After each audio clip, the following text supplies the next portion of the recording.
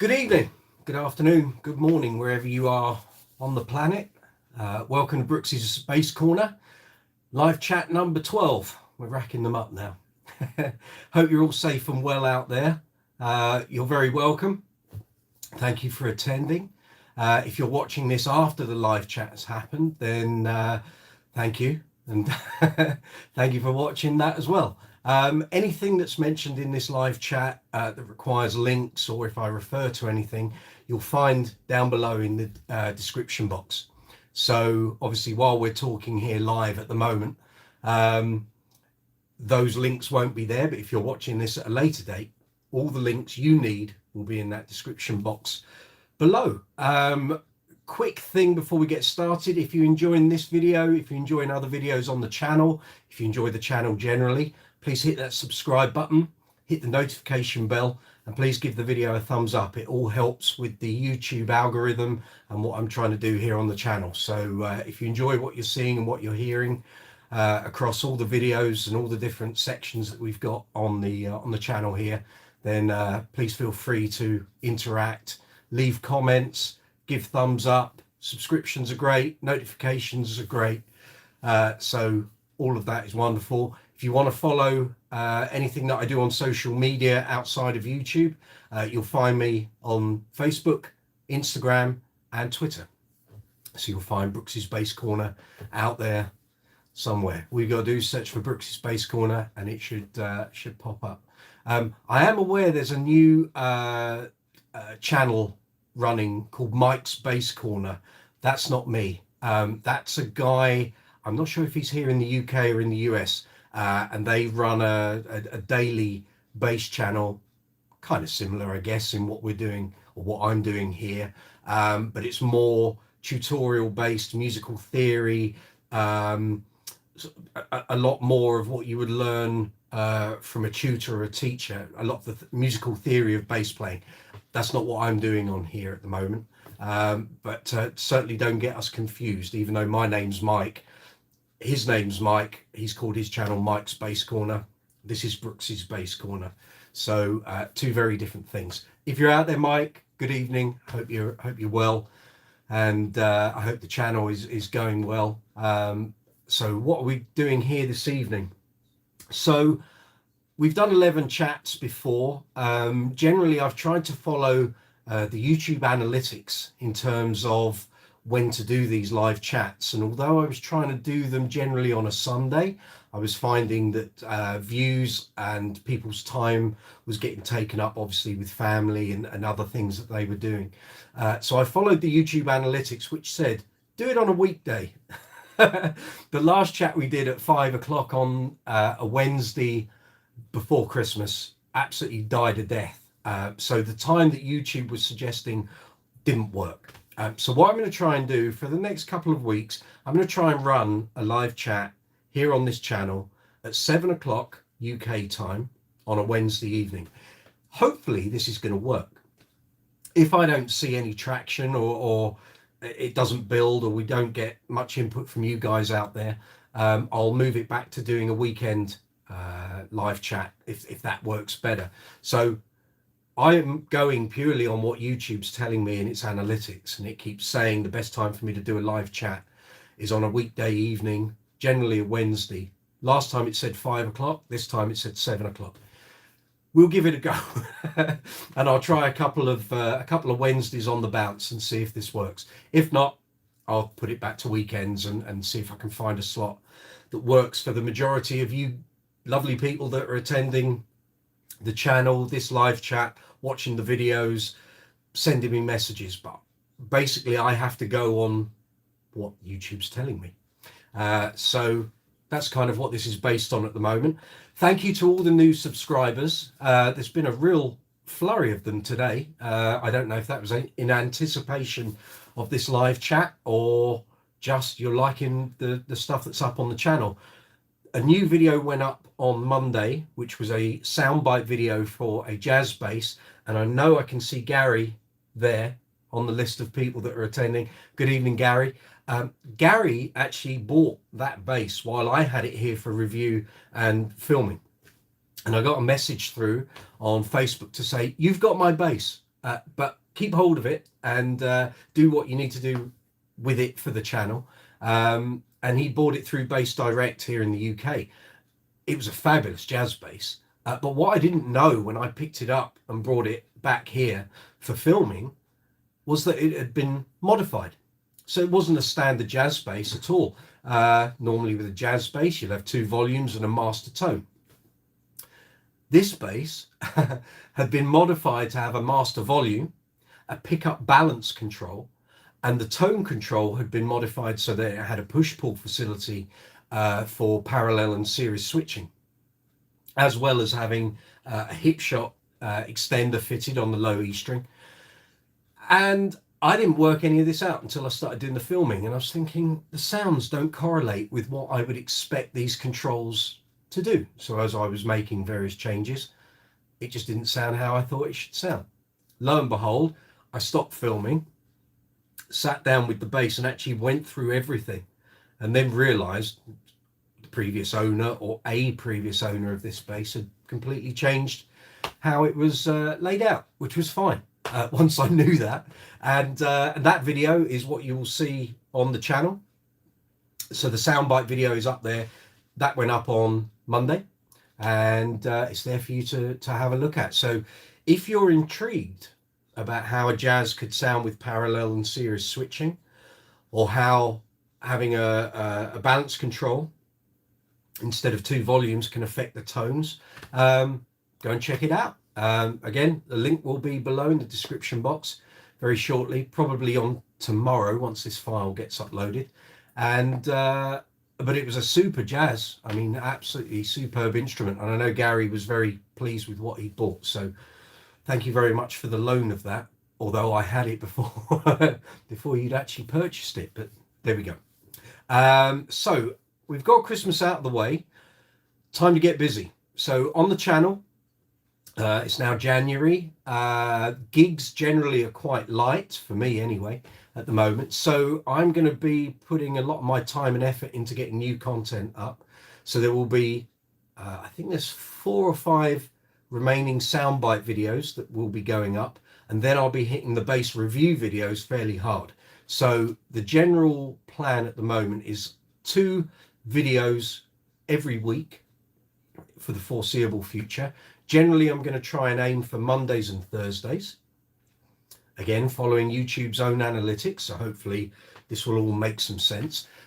So 2 videos going up, and hopefully a live chat once a week on a Wednesday. Now, if the analytics don't show that's working, I'll move the live chat back to weekends, probably a Saturday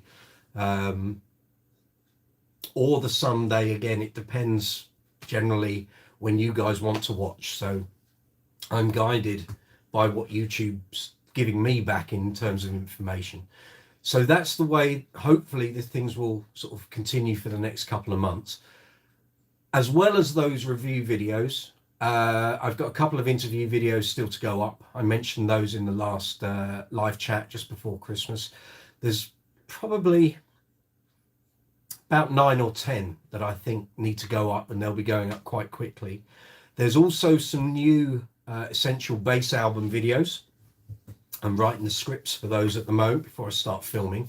So those should be coming out. And again, aim for about 20 to 25 of those. And then on top of all of this, I'm planning on 3 new series here on the channel.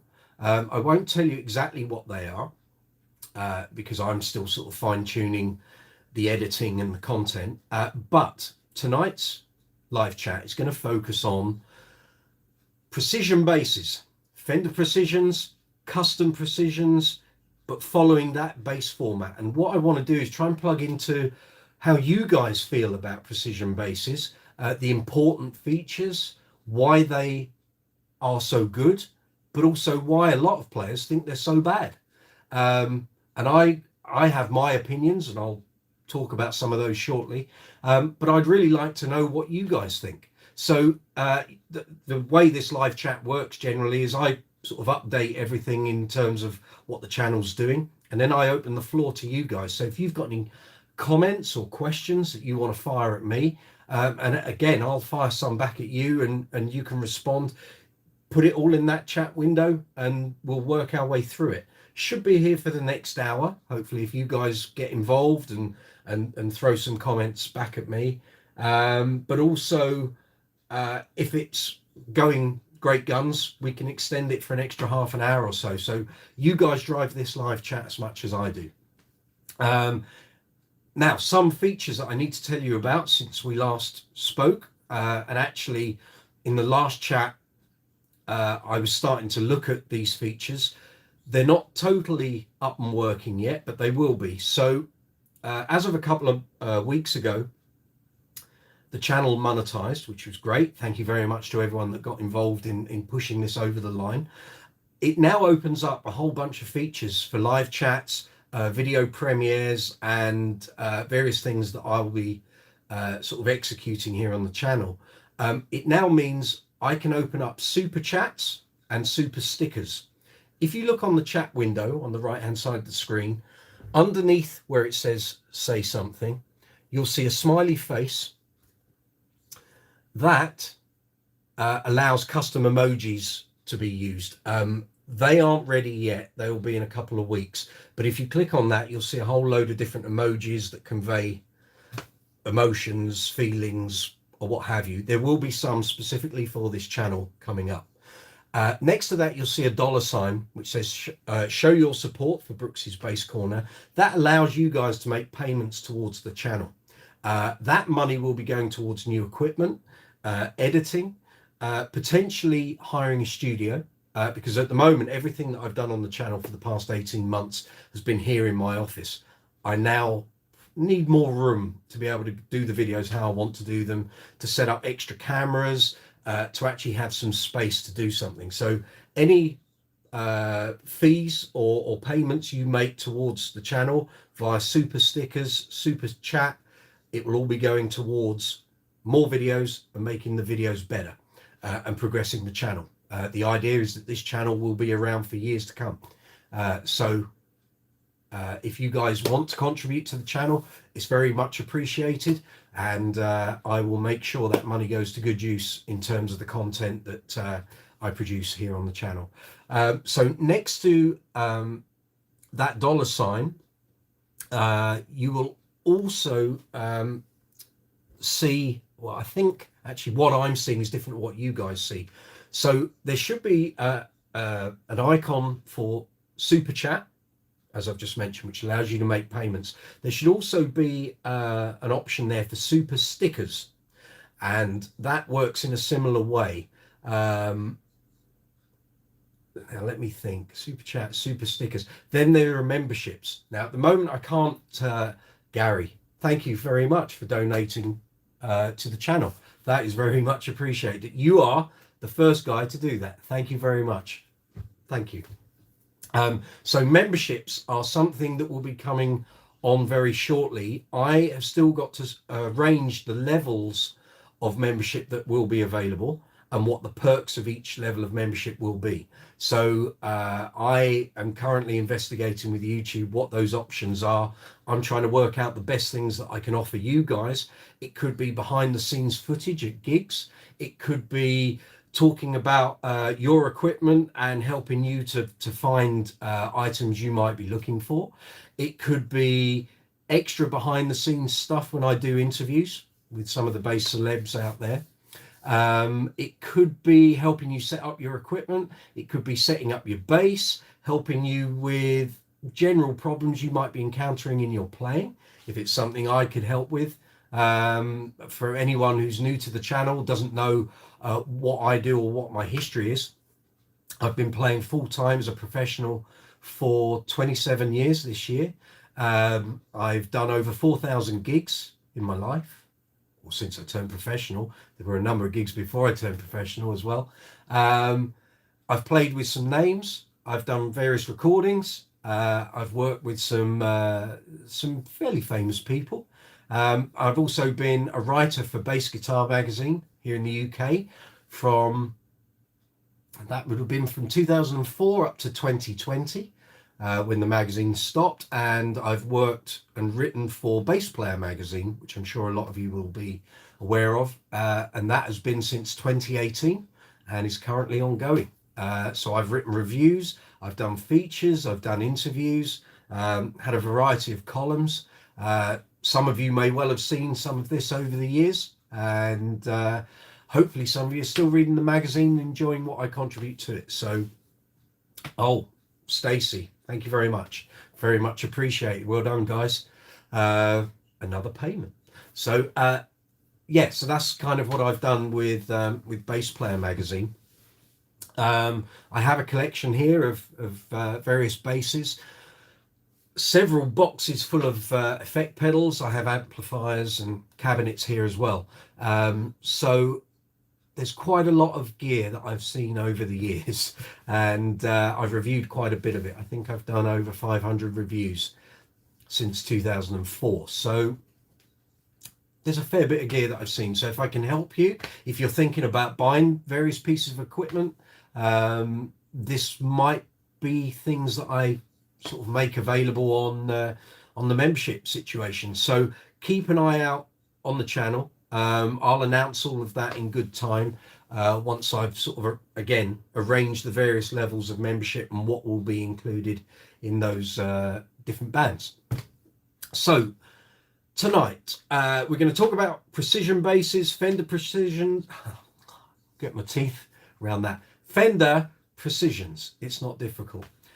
So whether you're looking at custom made versions, bog standard precisions at the cheap end, at the expensive end, mid-range, if you're looking at whether we're talking about Mexican Fender precisions, Japanese, I think there were some Korean ones as well, American models, old vintage models. I want your input. What are the good points? What are the bad points? Who are your favorite players? What genres do precisions sort of lend themselves to best?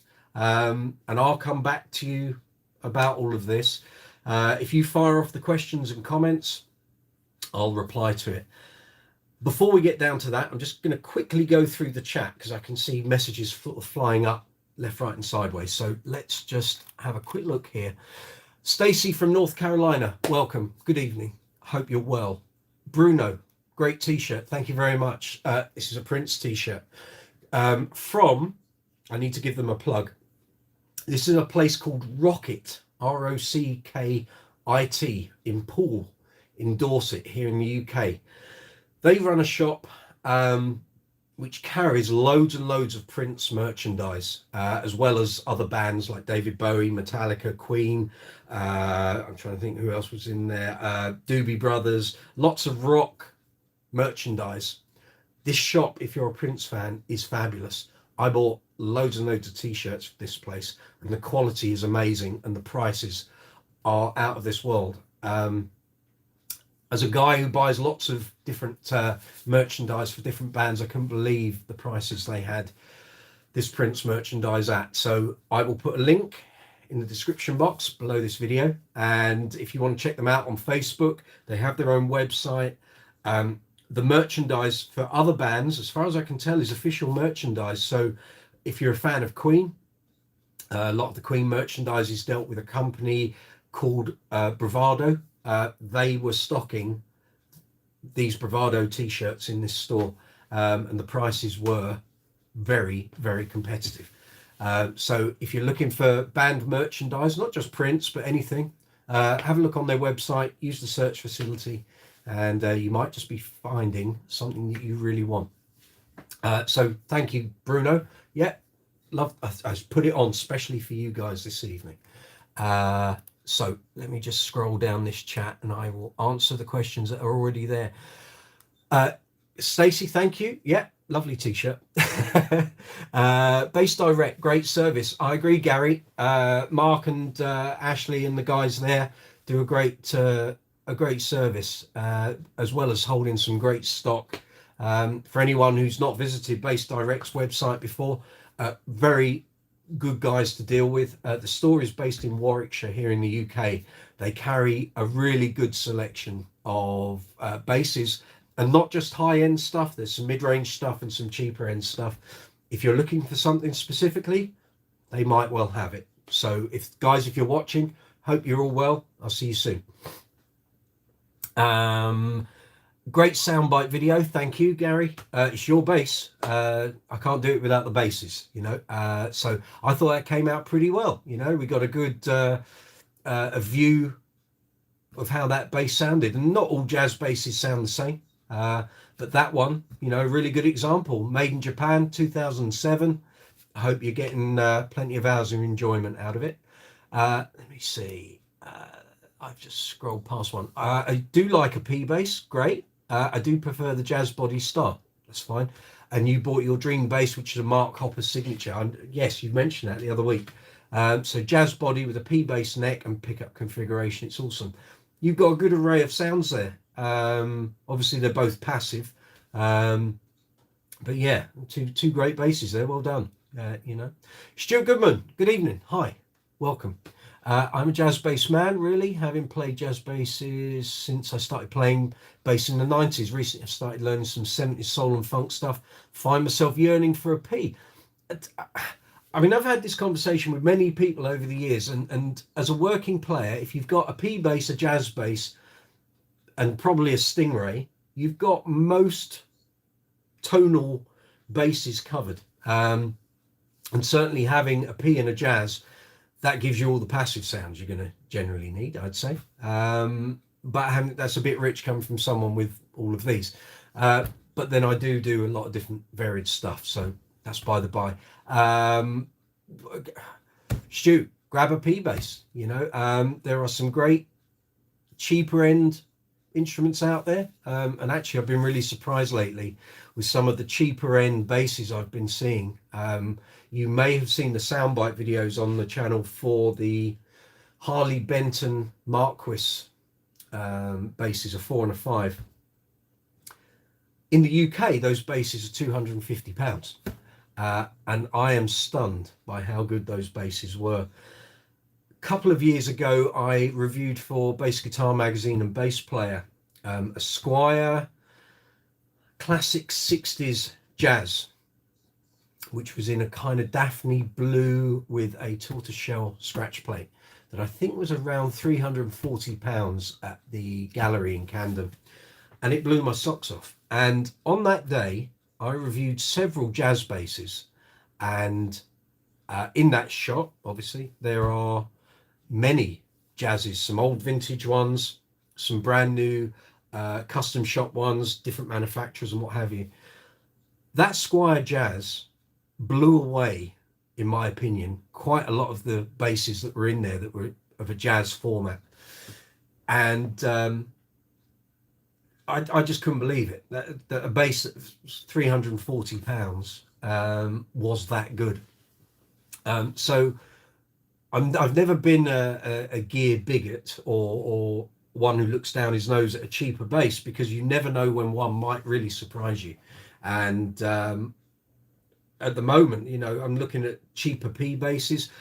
There's a soundbite video of the Bruce Thomas Profile bass, which is from the Bass Centre. I think they're about £500, and it's just a fabulous playing bass, really well set up. The pickup's really strong, and there's a lot of tone in it. So when you're changing the tone control, you're getting a change across the whole turn of the control. A lot of old Fenders and still a lot of basses, the tone control sometimes, and the volume control as well, are literally an on and off sometimes, where you might have the volume completely off, and until you go towards the far end, you don't actually get much change in the volume. And sometimes the tone control is exactly the same. You hear no change until you get to the opposite end of the turn. On the Portrait from the Bass Centre, both controls, you will hear a change across the whole 360-degree turn. So yeah, you know, there's plenty of really good, solid P bass variety or variations out there. You don't need to spend a fortune. And I know we're all always thinking, oh, I'd love to get a vintage one. And yes, a lot of them, as well as vintage jazzes as well, have a certain tone, because those woods were grown for years before they were harvested and used to build a bass. But if money is of an issue, you don't really need to spend a hell of a lot of money, and you're actually going to see I'm just looking here at a list of what's coming up on the channel. In the next, I'd say in the next 3 to 4 weeks, you're going to see 2 or 3 precisions. Some have already had soundbite videos, some haven't. One is a bass I bought off a friend of mine, who may pop up on here. Gary, if you're out there, or he may contribute at a later date once this video's gone up. I bought an FSR Fender made in Mexico 70s P. I might as well pull it out of the rack and show you. A couple of months ago. And this bass is outstanding, and it didn't cost the earth. Even when they were new, it didn't cost the earth. I was playing along with a bunch of songs, and one of those songs was Uptown Funk by Bruno Mars, and very close. This bass has that tone. Ash body, maple neck. I think the ash body makes a hell of a difference. The other precisions I've got here don't. They've got alder. And this bass is just really spiky in terms of its tone. So there's going to be a review video and a soundbite video of that coming up very shortly. So that for you, Stu, you know, give a P a try.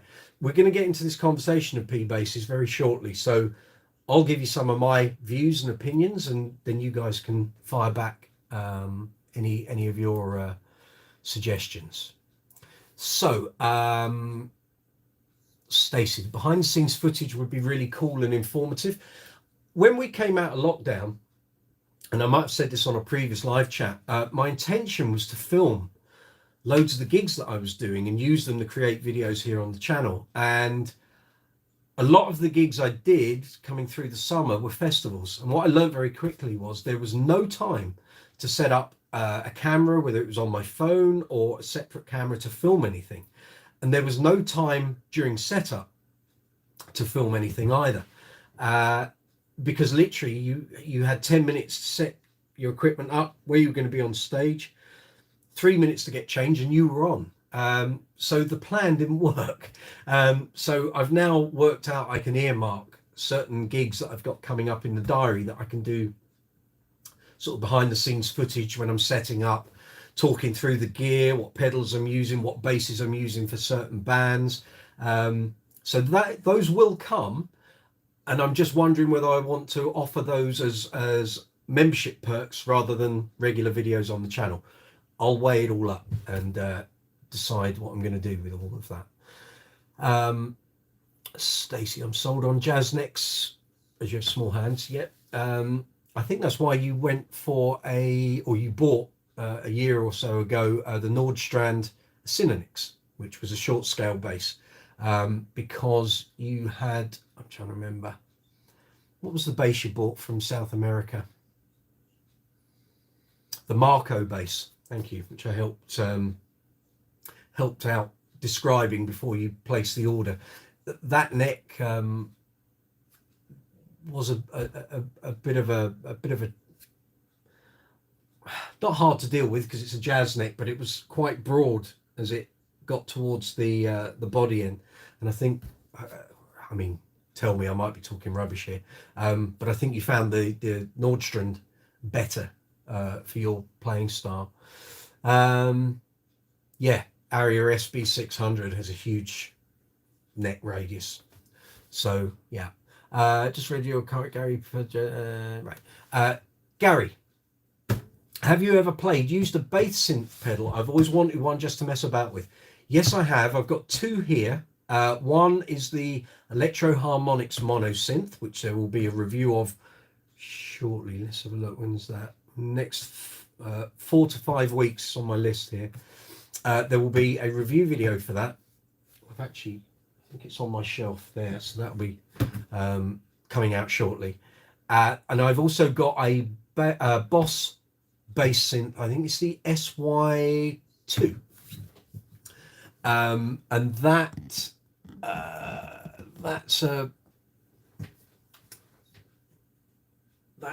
an older pedal. I think that goes back to like the late 90s, early 2000s. I'm just trying to think, am I doing a review video of that? It wasn't on my list, but if you would find it helpful, I'll do some keyword research on YouTube and find out if that's worth me doing. The reason I say that is because I've now, with the videos, I have to do keyword research to find out whether they're suitable to put up to build traction. If YouTube suggests that it isn't, then there's not much point in me doing the video. But I'll look into that for you. So keep an eye on the channel. The problem with bass synth pedals is there are so many out there, and they all do slightly different things, and what they do with the sounds and the tones is slightly different. So if you are thinking of getting one, I would seriously consider, well, if you can, get to a store and check that they've got a few there, and Bass Direct would be worthwhile. Somewhere like the Gallery in Camden here in London. Most branches of PMT and Guitar should have several bass synth pedals. And you need to try them next to each other. Otherwise, you could end up in that process of buying one, I don't like it. Buy another one, I don't like it. Buy another one, I don't like it. And they also sound slightly different depending on the bass you're using. So if you know how you're going to use it and apply it, definitely take the bass that you predominantly use with you and try it through those pedals. And then you'll get an approximation of what's going to work for you. Okay, you had the 50s Classic Vibe Squire Precision, and it was amazing. Like I say, certain Squires can be great. The problem comes is that if you play one, as I did, you could then find 10 other examples and none of them play as good as the one that you found. And that's always the problem with gear at the lower end of the price range, because, and I've always said it, treat every bass as a unique example of that bass, because you could play one and find none of the others are anything like it, yet it's the same model, same color, same finish, everything else, but they might not sound the same. But if you've had good experience with a 50s P, nice one. The Nordstrand is fabulous. Yeah, and there's a video for that. Again, I'll put a link below this video in the description box. I did a review of that back in October 2020. And I was quite surprised by the Nordstrand. I didn't know what to expect. And I was pleasantly surprised. So, and it's got some really quite unique sort of switching and sounds, and Kerry Nordstrand did a really good job with that, and the pickups on it are really good. And I've just noticed what I'm seeing on my camera is different to what you're seeing on the screen. I apologize for the mess behind me, but I've been doing videos all day and I literally had to break everything down in a rush. So I apologize for that. That's filming materials. Okay, love the Marco bass sound. Yeah, I do too, and I love the one that I reviewed a couple of years ago, which is why I recommended them to you. But the neck is broad. Yeah, it's weird. It's almost like it's a P neck. Yeah, it's got a jazz nut width at the nut, obviously, but the profile starts to build towards a P neck.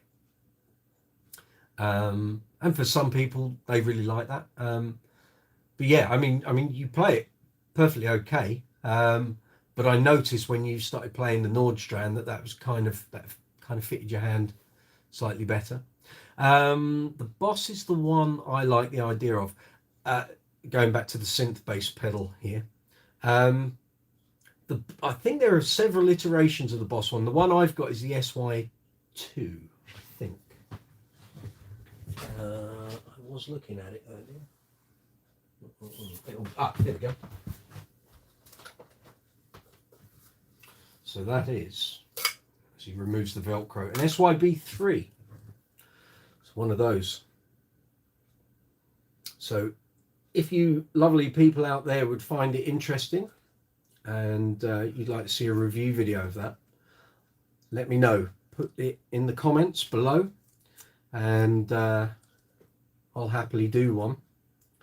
And I'll do some keyword research just to see what the traction within YouTube is going to be on producing one of those. But anyway, yeah. So there's 2 I can do there, Gary. It's not a problem. So, right. It's the only one I've personally had to go on. It had to go back once as the truss rod was wrapped. They were talking about the Squire. But other than that, it was great. Cool. Okay. I think that's everything up to date on there. If any of you people out there have got any questions you'd like to ask or any comments, feel free to contribute.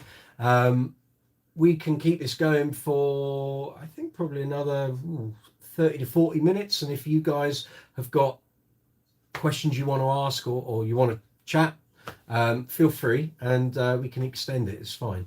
Okay, so what we're going to talk about is precision basses. So it doesn't have to be a Fender. It could be any make.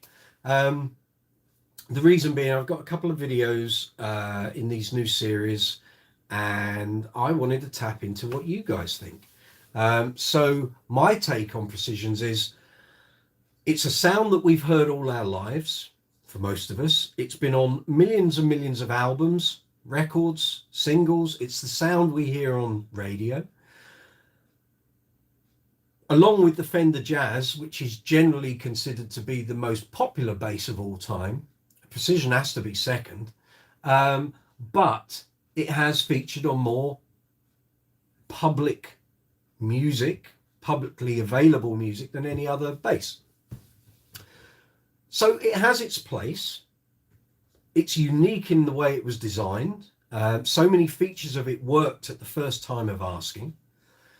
Obviously, there were iterations. We have the old style, sort of the Telecaster bass shape, and things were modified. Leo Fender sort of kept tweaking the design, but generally he got it right first time round.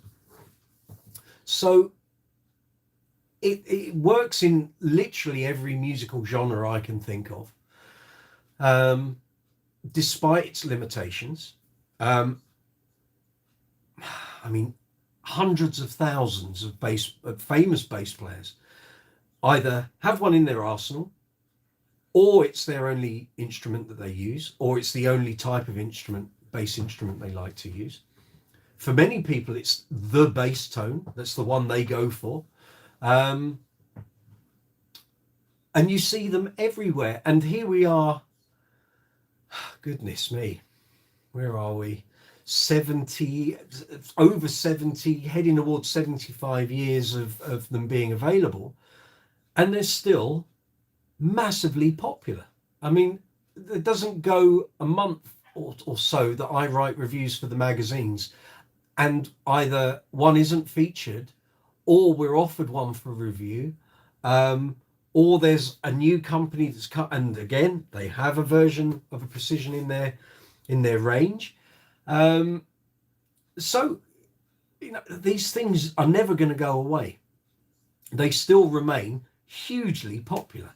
Now, for when I was growing up and when I started to become a bass player in sort of the mid to late 80s, there was loads of new bass technology, and a lot of bass players were moving away from precisions. But two of my favorite players, John Deacon of Queen, who's predominantly known for being a precision user, and my other big influence at the time, I've said it before, is it's a tale of two Johns. So it's John Deacon and John Taylor.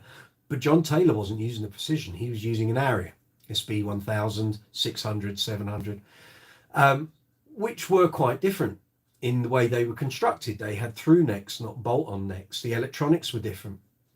The sounds they made were quite unprecision-like.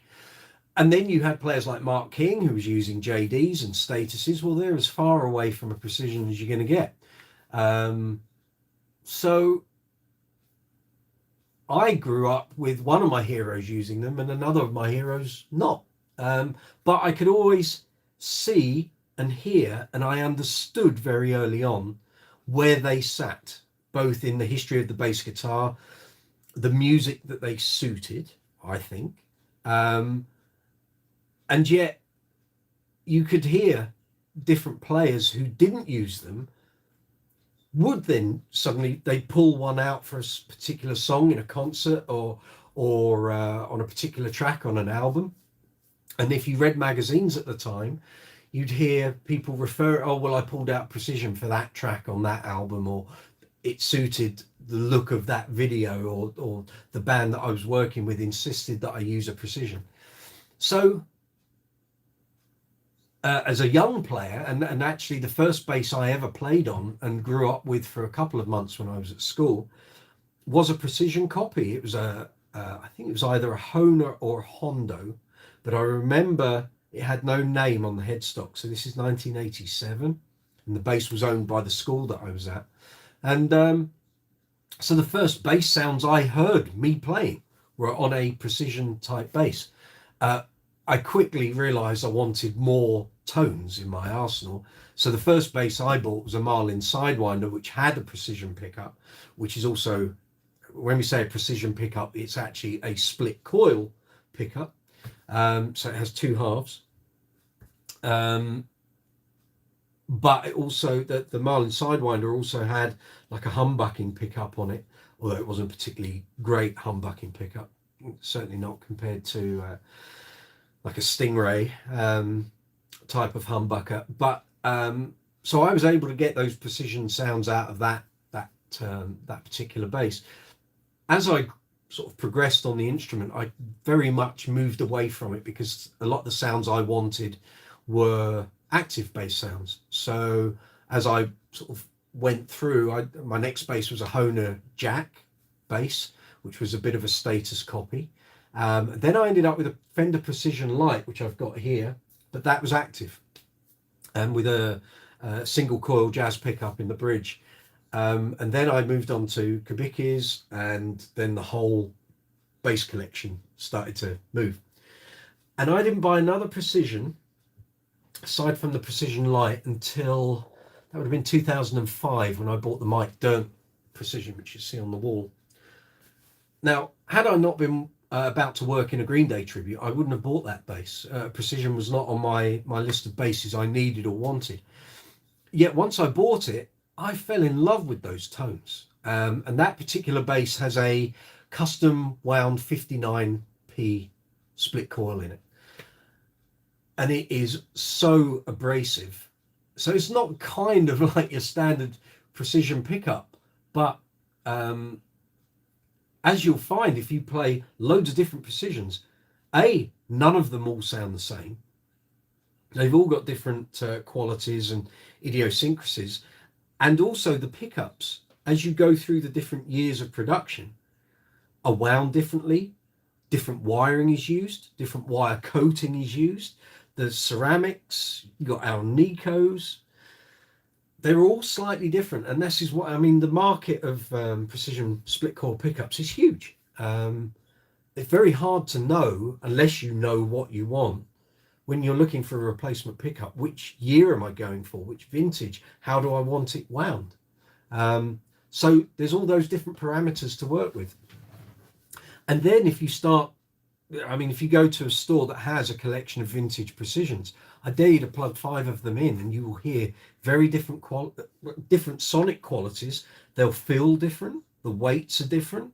Some people believe heavier ones sound better. That Ash FSR from 2018 that I showed you earlier is a really heavy bass, and the tone on it is fabulous. But it's very markedly different from, for example, this Precision, which is a Mexican. Now I bought it in 2018, but it might well have been built in 2016 or 17. That's got an older body. It doesn't weigh half as much as that other FSR. And it sounds completely different, but also it's got a different pickup. It's got an Aguilar 4P60 in there. So between those 3 precisions, the Mike Dirnt, the FSR, and this one, I've got a whole bunch of totally different precision sounds. Yet functionally, they're meant to be the same, but they aren't. And then you get into the whole situation of different strings, different string materials. Are you going for nickels, steel? You might go for tape wounds. You wouldn't generally put phosphor bronze on an electric bass. But then are you going to have round wounds, half wounds, flat wounds? And then any string company has different variations, different gauges. The tones are really different. So you have all these different parameters. So anyone that ever says a precision bass is a one-trick pony, I know what they're saying, because you only have the one pickup and the one tone control. But actually, you can change how this thing sounds based on the strings you put on it, the pickups on it, the bridge you've got on it, how you play it. Do you want to use a phone mute to deaden the strings off? Are you going to play with a pick, finger style, slapping, tapping? I mean, actually the options are quite expansive. So that's my take on it. Let me just, I'm going to go back to the questions and comments here and see if there's anything I can reply to. But I'm really interested to hear what you guys think.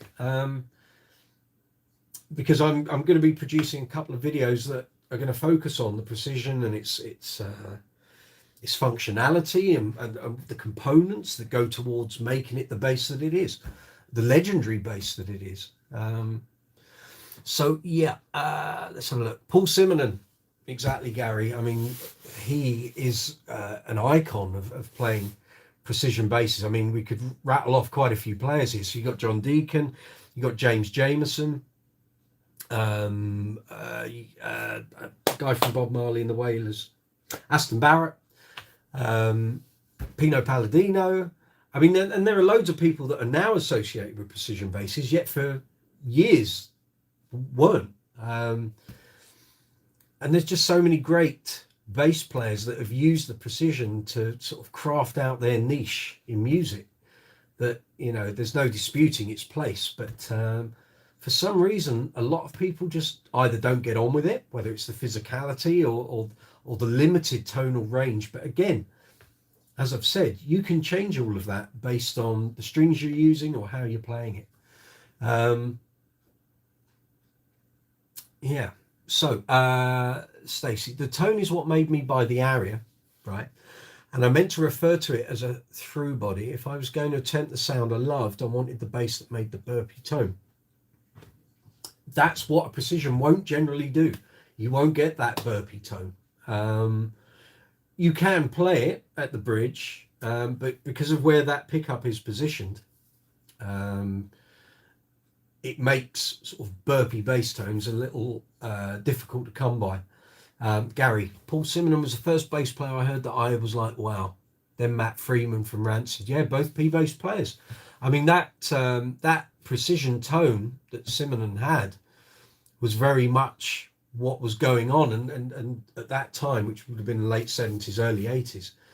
And yet, if you compare a 60s precision to a bass of that sort of late 70s vintage, the weight is entirely different. The tone is markedly different. And we often, or I often refer to a precision sound as having a degree of clank. If you put a set of heavy gauge round wounds on a precision and play with a pick, you're going to get clank, and you're going to get more of it the more you turn the tone control up. But it doesn't have to be. If you roll off that tone control and use either, I mean, you could use nickel round wounds, will soften the tone slightly. Steel round wounds are going to give you a more abrasive tone, clearly. But yeah, I mean, this is the thing with precisions. It's like they're not just a one-trick pony. It can be based on, you know, actually components on the bass. So you can change the put teeth in today. You can change the machine heads and change the bridge for lighter hardware. That's going to make a difference. Bridges especially. I mean, sometimes people say, oh, bridge isn't going to make a difference. Well, the replacement bridge market is fairly busy, and would generally say by replacing a Fender bridge or the old style bridge, you can improve your sustain, you can improve the intonation accuracy. You know, Leo Kwan's badass bridges were the first, I think, that were marketed as replacements for the Fender bridges. Now there's Hip Shot, there's Babbage, there's a whole market of replacement hardware. Yet those can have quite an impact in how your precision bass sounds. And again, going back to the strings, a precision with light gauge strings, say 3090s or 3595s, is going to sound very, very different to a bass with 45 105s on. And Lord knows plenty of Mark King fans who owned a precision bass tried that, and I think they found, because of the camber on the fingerboard and just generally the way a precision is built and constructed, didn't necessarily suit copying the Mark King playing style. But each to their own. And for a lot of players, I mean, I used to put or I tried putting some light gauge strings on my Precision Light back in the when would that have been, 1990, 91, and I quickly learned that wasn't going to work. There just wasn't enough tone and thickness of tone, and because the P Light was, well, the name gives it away, it's very light. The body was made of basswood, and it just, that combination of light gauge strings and that bass just didn't work. It wasn't going to work for me. Put a heavier gauge set on it and that bass worked great. But your Hoppus has got Seymour Duncan quarter pounder split coils, great pickups, really good. Sounds great, nice and crisp punk bass sound to me, my teenage years sound. There you go. I mean, it, kind of in a similar vein, I think the Hoppus bass came out round about the same time as the Mike Dirnt, and they were attracting that sort of punk pop rock player. And I think Hoppus designed his bass, it wasn't like the Mike Dirnt in terms of styling, but actually in terms of being a split coil P pickup, and the hardware, it was kind of similar. And I mean, you could do an equally good impression of Mark Hoppus with that Mike Dirnt bass, I can assure you. But the neck on it is huge. It is like a baseball bat. So if you've got small hands, that bass probably isn't for you. But for those of us who sometimes need a bass to really get hold of and get stuck into, that precision, that Mike Dirnt precision, is well worth checking out. It's 2003, 2004 exactly. The Mike Dirnt's, I think, came out in 2004. I think either just before American Idiot came out or just after. But that one's from 2005. So it was one of the original runs before they started doing the Squires and then the Road Warns. But again, the sound on that is very much, it harks back to that late 70s sort of punk vibe. And there's plenty of clank in there, but it's also got a lot of grind. Now, how do I define that? I mean, I've got flat wounds on it at the moment, and it's still got grind, just slightly muted. But I mean, you can play it with a pick or with fingers, and that grind is still there. I think it's very much down to the weight of it, because it's quite a hefty bass. But that pickup, it's that 59 pickup. I mean, the acid test would be to take the pickup out and put it in one of the other basses and see if the thing did the same. But I have no skills with a soldering iron whatsoever, so that won't be happening. Yeah. So yeah. So I can see we've got 4 or 5 people sat there. I'm open to questions from you guys. So we've got any more precision questions or anything about bass playing, anything that you've seen on the channel or any of the videos, anything to do with Bass Player Magazine or Bass Guitar Magazine. I'll take those questions as well. I should reiterate, if you're enjoying this video, if you're enjoying any of the videos on the channel, if you're enjoying what I'm doing, please hit the subscribe button, hit the notification bell, and give the video or videos a thumbs up. It would be really, really appreciated. You can contribute to the channel if you want to financially help what I'm doing here. All the money will go into producing more videos, better content, equipment, and potentially studio hire, which I'm looking into. You can voluntarily offer money to the channel via the super chat, which is now available at the bottom of the chat window. Stacy, thank you very much. I just saw $1.99 going on there. Thank you, very much appreciated. So yeah, so the precision thing. So most basses are modifiable to some extent. I would suggest that Fender Precision or a Fender Jazz are probably the most modifiable bass designs ever, and certainly led to both parts, features, how basses were constructed as time progressed, but also certain companies and luthiers coming into production. For example, someone like Roger Sadowski, who produces the fabulous Sadowski basses, was primarily a repairman. He would get New York session players or guys from LA or anywhere in the US that were coming into New York to play. He built up a reputation for doing the best setups in town. And obviously one of his most famous customers would be Marcus Miller.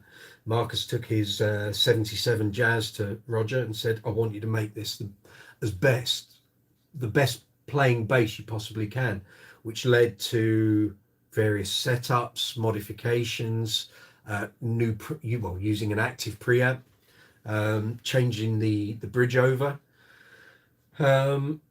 And that then led on to Roger Sadowski building his own basses, because he was looking at them thinking, well, I don't really want to start routing out chunks of vintage bass, because people were bringing 60s and 70s, 50s, 60s and 70s basses to him, knowing that probably that they were going to be worth a fair amount as time progressed, and he didn't want to damage them putting in active circuitry, so he decided he was going to produce his own range of instruments.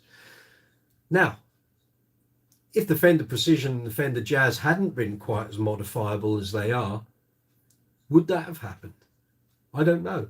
Actually, I should ask him that next time I do an interview with him.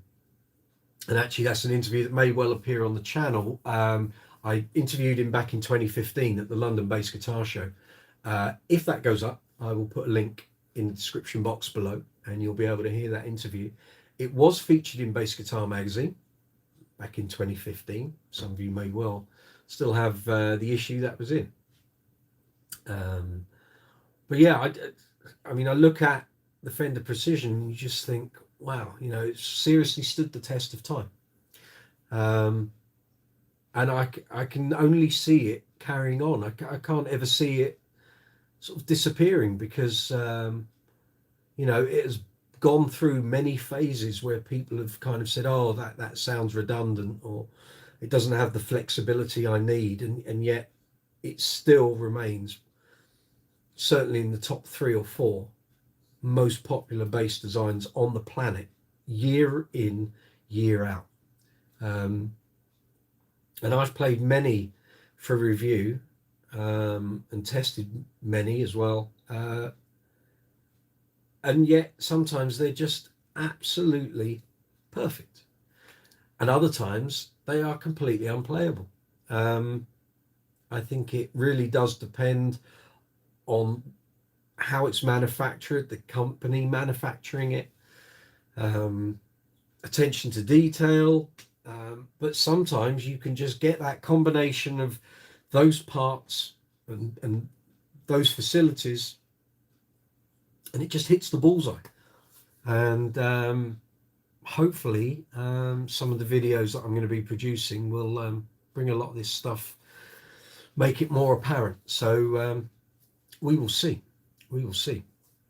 I could well do further discussions on the live chat here regarding other bass designs, so be prepared. So they may well have a discussion about jazz basses at some point, and graphite basses, and maybe more boutique brands. We shall see. And for anyone who's been following social media today, you've probably seen a couple of posts from me. One regarding a Music Man Stingray review that I did last year. If you haven't seen that, I'll put it, link to it in the description box. And also my interview with Billy Sheehan from July last year, which will be a video on its own here on the channel very soon, is now available to be read on the guitarworld.com website. Went up today, I think, and that interview has already been published in Bass Player magazine, but now it's online. So again, I'll put a link to it in the description box. And that's me and Billy chewing the fat and talking about a whole load of bass stuff, and looking back at 30 years of the Mr. Big album Lean Into It, which celebrated its 30th anniversary last year. So the full interview was actually about an hour and a quarter, but I haven't edited it down yet. But that's actually a video review. So you will see Billy Sheehan on one half of the screen and me on the other, and chatting. And very good it was too. And there's also, and I'd mentioned this in the last live chat, just after that happened, I was approached to write the liner notes for the super deluxe box set of Lean Into It that will be out hopefully this year. I'm waiting for a reply from my contact at the record company. Basically, I did 3 interview sessions with Billy, Eric Martin, and Paul Gilbert, and there is extensive notes about writing that album, recording that album, touring that album throughout 91 and 92, and the impact recording that album and having the single To Be With You, how that affected their careers from that point on. So hopefully that box set is going to see light of day sooner rather than later, and I look forward to seeing it. It looked really good from pictures I was sent of how they planned on putting it together. So where are we? So we've done an hour. Here we go. There's another question. Stacey, people will always want the precision sound, I think, to mimic the sound of their musical heroes. Absolutely, absolutely. And I think this is what leads to the precision being such an identifiable sound in music, is that so many records, so many bass players have used that sound and those tones to make so many hit records, that it's uniquely identifiable. I remember talking to Andrew at Anaconda Basses, and we were talking about bass designs and what have you, and he mentioned that he believed the reason precisions and jazzes continue to be so popular is just because we are so familiar with those bass sounds. And as a race of beings, humans don't generally like change. So anything that doesn't sound like those basses, instantly people go, oh, not sure. Which could well account for why lots of studio engineers like to record Fender basses, because it's so familiar. They know what's involved. They know how to get a good sound out of those instruments. But yeah, and there has to be value in the fact that so many bass playing legends used the precision at some point in their career to create the sounds they did. Okay, some may well have used it just because they had nothing else or couldn't afford anything else. But generally, I would say most bass players who have been in a recording situation probably were able to choose what they were going to use from an array of several instruments, and invariably they will go with the precision. I think. I could be wrong, but I'm putting it out there for discussion. But yeah, it's one of those questions. I mean, you can go on social media and people can have completely combustible discussions about this, and you'll get loads of people that rave about precision. and loads of people that won't. And they're just not having it. It doesn't matter how you try and explain it. They're like, no, I'm not, I don't agree. And that was kind of why I wanted to put that on here today. I just wondered what people thought, because social media can be so polarizing that you're just not sure, you know, am I coming to the wrong conclusion about this? But it's just such a debatable topic. And you'll get some people who will love a jazz but will despise a precision, and yet they're two variants, they're two brothers from the same family. And even though you can approximate precision on a jazz by using the neck pickup, it's not the same. It's not the same tone. You can get that roundedness, but you're not getting the clank or the thump that the precision sort of brings to the party. But yeah, that would be my take on this, I think. Well, thank you for the input, guys. We'll give this another 5 minutes and I'll wrap up, unless there's suddenly a flurry of activity. So thank you to everyone who's been with us tonight. Thank you, really very much appreciated. Hope you enjoyed it. Anyone who's contributed, it all helps to keep the ball rolling. So coming up on the channel, let's think. So tomorrow is video day because it's Thursday, and I'll give you a quick heads up. It's a Mike Lull Jazz 5-string V5. That's coming up tomorrow, and that will be released probably around 4 o'clock UK time. So that will be on the channel, and it will be premiered as well. So there will be another live chat if you want to become involved. I'll be here from about half an hour before the video airs, and then I'll be here throughout the video. So if you've got any questions or anything you want to comment on in the video, feel free. Very much appreciated.